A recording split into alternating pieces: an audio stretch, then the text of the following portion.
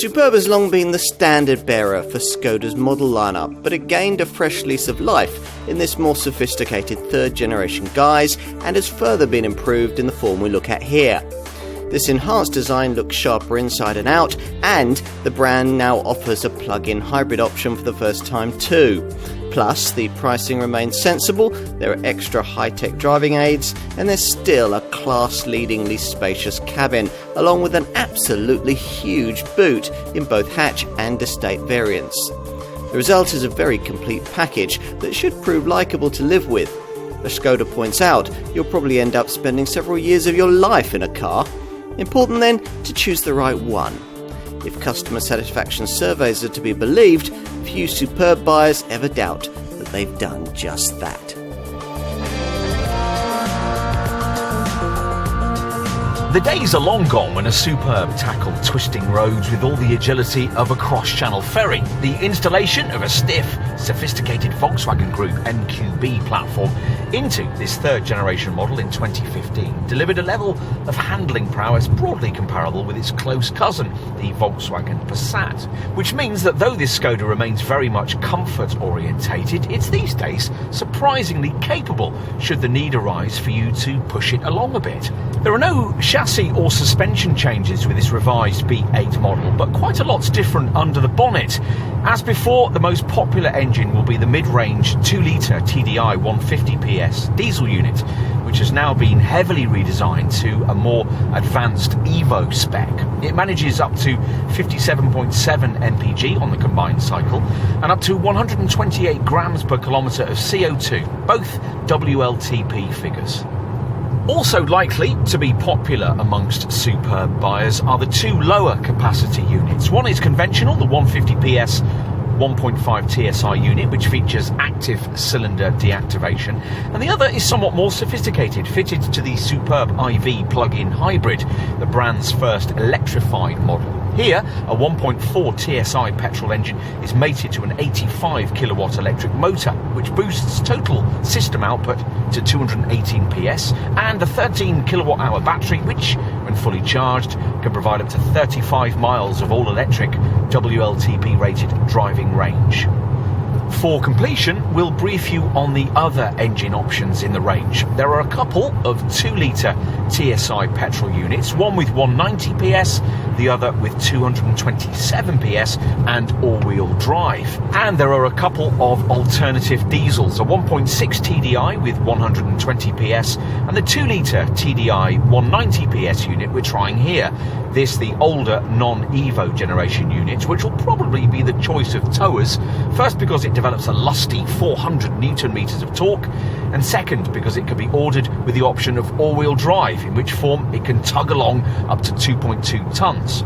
Most of the engines have to be had with DSG auto transmission, though for the volume 1.5 TSI and 2-litre TDI 150 PS variants there is a manual stick shift option, but as a Superb buyer you're unlikely to want that. This car very much suits an auto and remains the D segment's most laid-back tourer. It seems a long time ago now that the Superb was a dull, dowdy thing. The look of this third-generation B8 series model evolved from designer Josef Caban's futuristic Vision C concept car of 2014, and the brand's current head of styling, Carl Newhold, has subtly updated the front and rear finishing to keep this Skoda feeling current. As before, clean-cut lines, smoothly shaped surfaces and sharp edges dominate. And if you like it, you'll find it difficult to understand why so many family buyers at this price point opt for a mid-sized SUV instead. So, let's get to the changes made here. At the front, the radiator grille gets a bit of extra presence thanks to these double slats, and just below it is a more prominent bumper framing a revised lower fascia section with wider, slimmer fog lamps at each corner. To suit the current trend, the headlights are now of the full LED variety. Let's move to the rear, where it's a bit easier to identify the changes marking out the updated version of this Mark III model.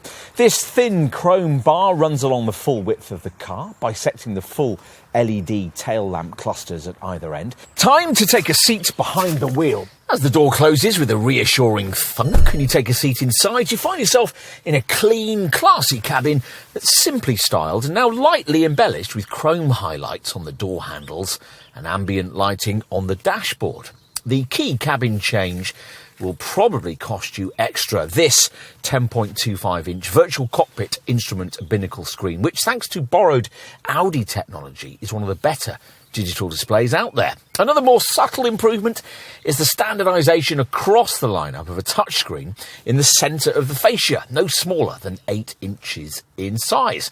And most buyers prefer the mid-range Amundsen system with its integrated navigation and Wi-Fi that allows access to the useful Skoda Connect package of online services. We've got the even more sophisticated 9.2-inch Columbus monitor here.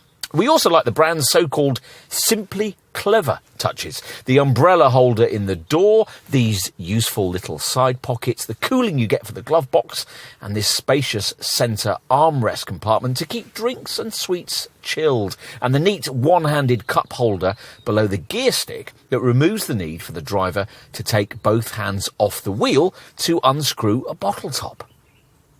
Let's take a seat in the back. Now, you'll expect a lot here from a Superb if we tell you that the only car in the whole of the Volkswagen Group portfolio with more rear seat legroom is an Audi A8 long wheelbase limousine.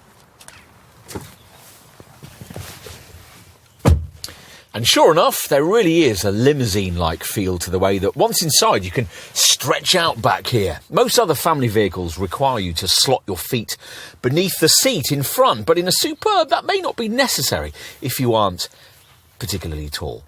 Elbow room was improved as part of the design changes which created this third generation model, making it easier to comfortably transport 3 adults over long distances than it would be in any other car in this sector, despite the prominence of this centre transmission tunnel.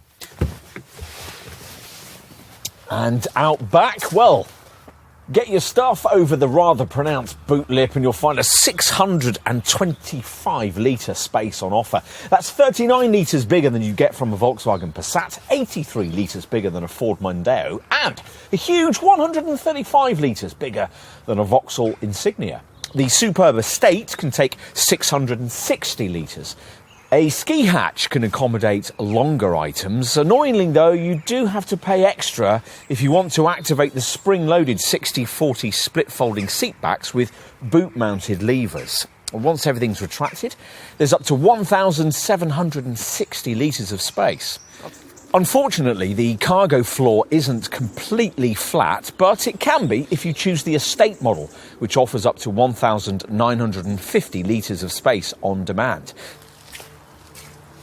This then remains a convincing flagship for Skoda's increasingly impressive model lineup, offering real luxury in an everyday accessible package. It's now safer, slicker, and particularly in plug-in form, more technically advanced too. Or, to put it another way, it is, to use Skoda's words, simply clever.